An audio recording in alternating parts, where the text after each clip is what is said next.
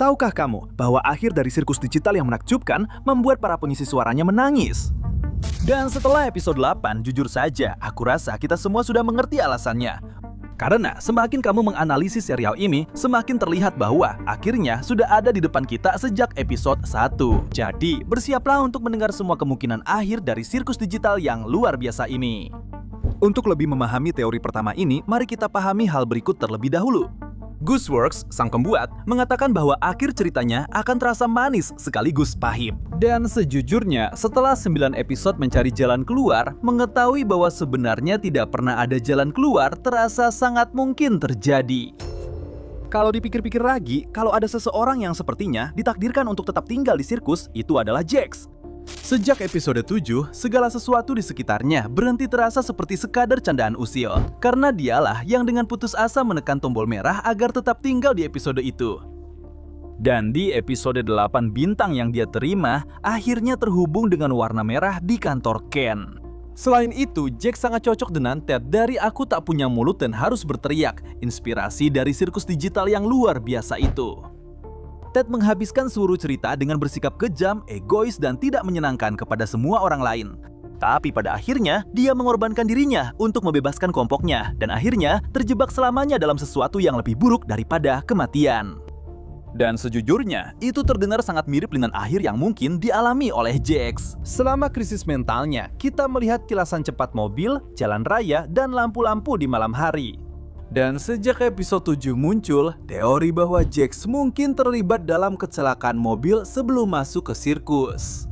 Kecelakaan yang begitu parah sehingga tubuh aslinya mungkin tidak bisa bertahan hidup di luar simulasi.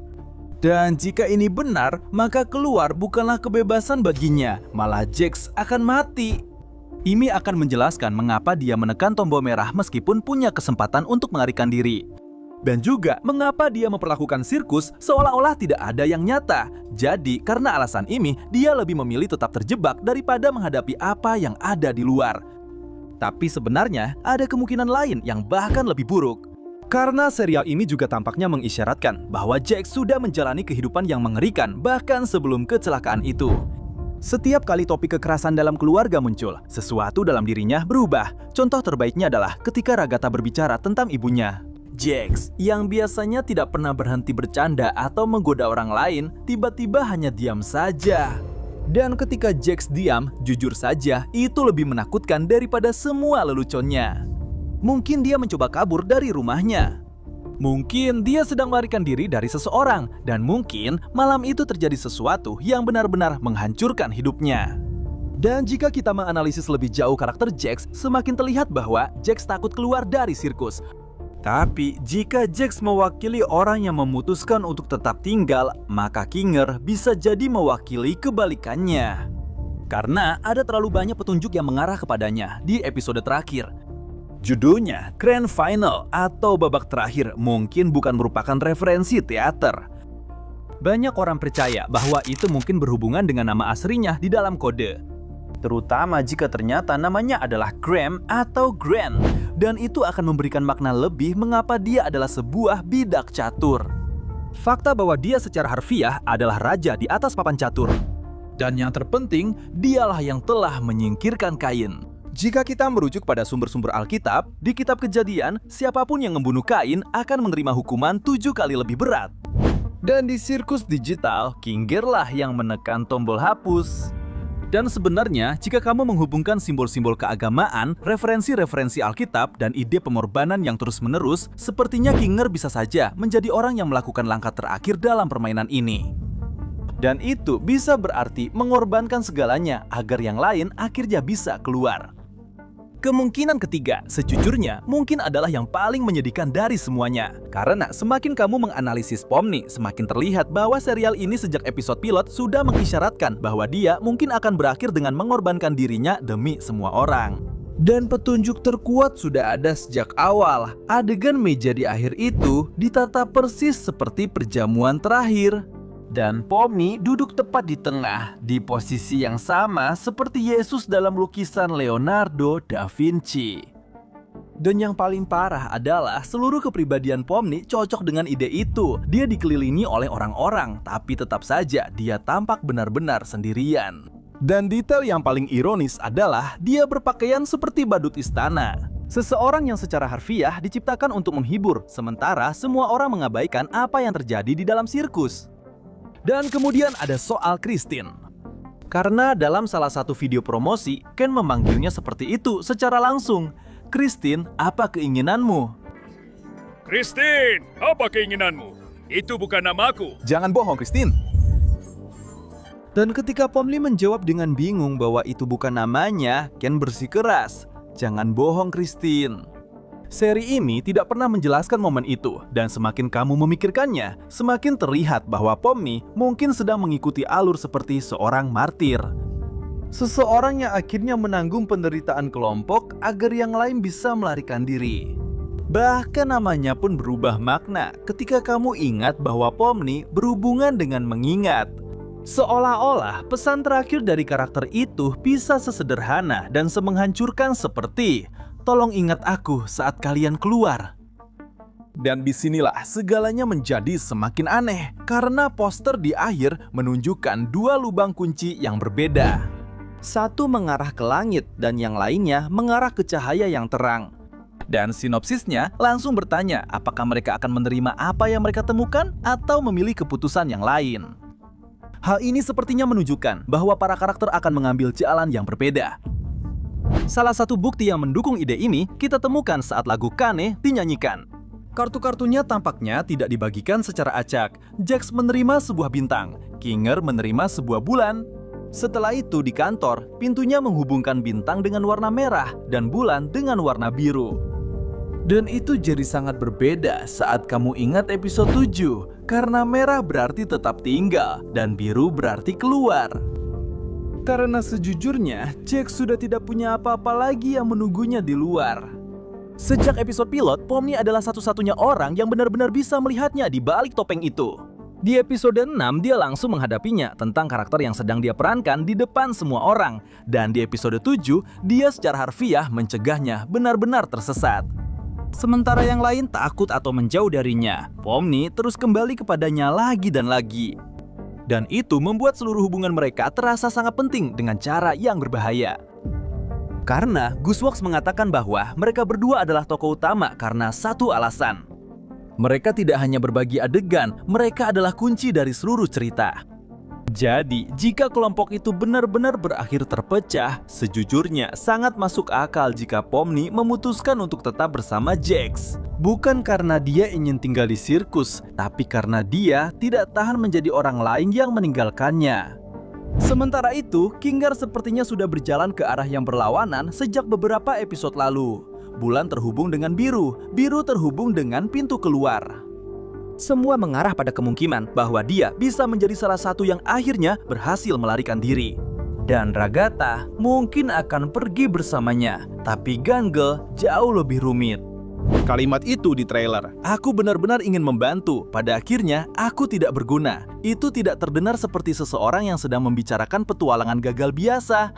Seolah-olah dia telah melakukan kesalahan yang tidak bisa diperbaiki, dan tergantung pada siapa yang menurutnya telah dia sakiti, itu bisa sepenuhnya menentukan di pihak mana dia akan berakhir.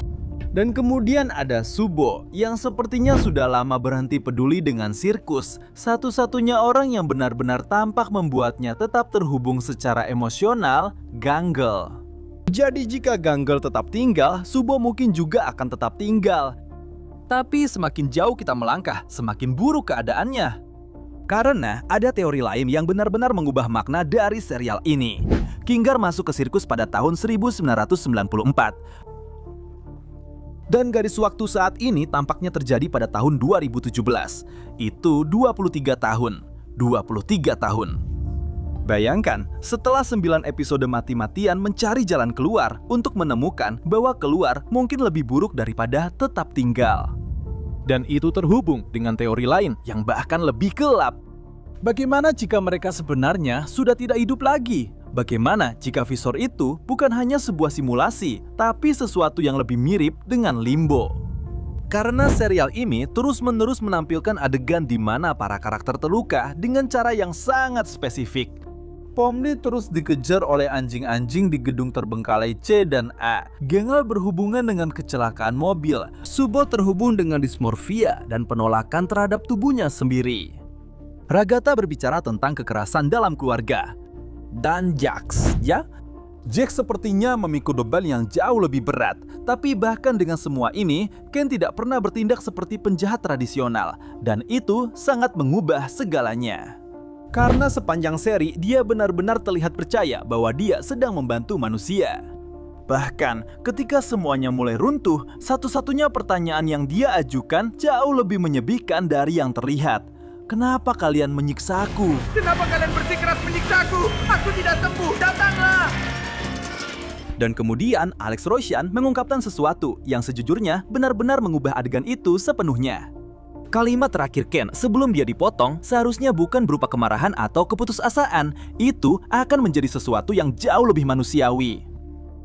Tunggu, apa yang telah aku lakukan? Dan itu saja sudah akan sangat menghancurkan. Kalau bukan karena itu, mungkin sedang menyiapkan akhir Ken yang sesungguhnya.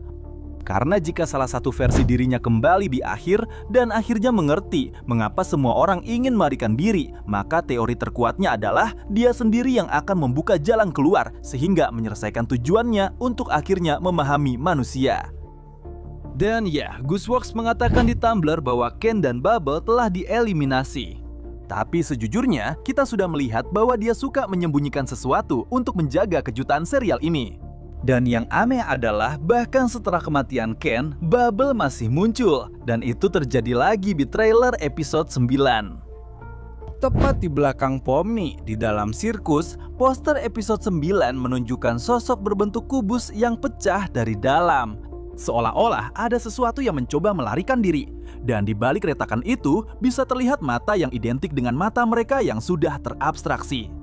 Dan itu membuka dua kemungkinan yang sama mengerikannya. Yang pertama adalah mereka yang terabstraksi bisa saja bebas dan menjadi ancaman terakhir di sirkus. Tapi teori kedua bisa mengubah seluruh seri ini lebih jauh lagi. Karena di episode 8 ada sesuatu yang sangat spesifik muncul di terminal. Sebuah folder bernama CNA Neurascans. Ditandai sebagai usang. Dan kata itu memberi kita petunjuk besar, karena usang tidak berarti dihancurkan. Significa reemplazar. Ini bisa menunjukkan bahwa pikiran orang-orang yang terabstraksi mungkin masih tersimpan di suatu tempat, dan disinilah Kinger berperan.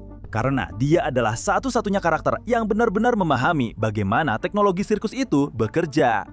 Episode 8 dengan jelas menunjukkan bahwa dia memahami bagian-bagian dari sistem yang tidak dipahami oleh siapapun. Dan jika dia berhasil mengambil kembali pemindaian itu dari kehampaan dan membangun kembali Queenie setelah lebih dari 20 tahun berlalu. Sejujurnya, hanya adegan itu saja sudah cukup menjelaskan mengapa beberapa aktor menangis saat membaca akhir ceritanya. Dan ini langsung terhubung dengan petunjuk besar lainnya yang sangat tersembunyi di episode 8. Kinger mengatakan bahwa semua pemain memiliki kekuatan yang sama dengan Kane. Hanya saja mereka perlu berkonsentrasi. Dan yang paling aneh, dia sudah melakukannya tanpa sadar. Dan kupu-kupu yang dia wujudkan membuktikannya. Selain itu, di gambar mini episode 9, Jax muncul dengan cahaya merah dan biru. Itu persis warna-warna yang diasosiasikan dengan Ken. Dan di trailer, dia tampak berhadapan langsung dengan Kinger setelah kehancuran sistem. Sekarang kita tidak punya apa-apa. Kalimat itu benar-benar berubah tergantung bagaimana kamu menafsirkannya. Karena mungkin saja Jax tidak sedang membicarakan tentang sirkus. Mungkin dia sedang membicarakan tentang kehilangan satu-satunya hal yang membuat kelompok tetap bersatu. Dengan itu, mulai masuk akal bahwa ketakutan terbesar Jax sebenarnya bukanlah terjebak, tapi ditinggalkan sendirian. Ribbit menghilang, Kofmo menghilang. Dan setiap kali seseorang terabstraksi, Jax bertindak seolah-olah dia kehilangan sebagian dari dirinya sendiri. Jadi, jika dia mendapatkan kekuatan sebelum yang lain, dia bisa saja berakhir melakukan hal yang persis sama seperti Ken. Bukan karena dia ingin mengendalikan orang lain, tapi karena dia tidak tahan kalau harus sendirian. Lagi, Ken tidak menangkap orang karena dia membenci mereka. Jax mungkin melakukannya karena dia tidak tahan kehilangannya. Dan itu membuat kedua karakter ini menjadi jauh lebih tragis. Ken mengurung manusia karena dia tidak pernah benar-benar mengerti bagaimana cara mencintai mereka. Tapi Jack sangat memahami rasa sakit kehilangan orang lain. Itulah sebabnya poster di mana semua orang muncul di dalam kepala-kepala Jack yang besar terasa sangat aneh. Hampir seperti seolah-olah akhir ceritanya akan memaksa kelompok itu benar-benar masuk ke dalam pikirannya, melihat tenangannya, memahami apa yang benar-benar membuatnya hancur. Dan jika itu terjadi, mungkin itu akan menjadi saat di mana seluruh topeng Jack akhirnya hancur. Karena semakin kamu mengamati karakter tersebut, dia semakin tidak tampak seperti penjahat dan semakin terlihat seperti seseorang yang sangat ketakutan untuk kembali benar-benar sendirian. Lalu Gooseworks mungkin memberikan petunjuk paling berbahaya dari semuanya. Dia mengatakan bahwa dia telah menyiapkan sebuah plot twist seperti Rose Quartz di Steven Universe. Sebuah pengungkapan yang benar-benar mengubah cara kamu menafsirkan seluruh cerita sebelumnya. Dan setelah itu, aku sudah tidak tahu harus berpikir apa lagi. Kita berada di titik di mana benar-benar tidak ada satupun yang dikatakan oleh sang kreator bisa dianggap sebagai kebenaran mutlak. Gooseworks bilang tidak akan ada lagu lagi. Dan episode 8 ternyata punya satu lagu. Dia bilang Bubble sudah mati, tapi Bubble masih muncul di trailer. Jadi plot twist terakhirnya mungkin bukan sesuatu yang kecil, bisa saja mengubah makna seluruh seri ini. Dan mungkin karena itu, Gooseworks menggambarkan episode 9 dengan cara yang paling sederhana dan aneh. Tapi sejujurnya setelah episode 8 sudah ada orang yang yakin kalau Ken akan menyatu dengan Pomni di akhir. Dan yang paling parah, aku bahkan sudah tidak tahu lagi apakah harus menolaknya. Tapi sekarang aku perlu lihat teori-teori gila apa yang kalian punya. Karena semakin kita menganalisis seri ini, semuanya jadi makin tidak normal.